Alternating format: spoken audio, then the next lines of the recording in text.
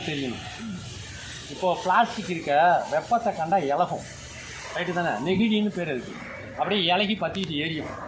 மக்குதல்ங்கிறது என்னன்னு புரிஞ்சிக்கலாம். இரும்பு இருக்குது பாருங்கள், இரும்பு நெருப்புக்கிட்ட போச்சுன்னா ஒரு துரு பிடிச்ச கத்தியை நம்ம தூய்மைப்படுத்தினா என்ன செய்யணும்? துருவை எடுக்கணும்னா நெருப்புக்கிட்ட கொண்டு போய் படுக்க வச்சு அந்த இரும்பு துகளில் இருக்கிற குளிர்ச்சியெல்லாம் வெளியேற்றிடும். இரும்பு கூட குளிர்ந்த காற்று பட்டுன்னா மக்கிடும். தண்ணி தான் ஊற்றணும்னு அவசியம் இல்லை.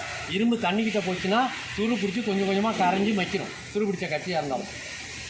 ஆனால் வெப்பத்துக்கிட்ட போகும்போது அது மக்காது. இது மாதிரியே பிளாஸ்டிக்கை கண்டுபிடிச்சாங்க.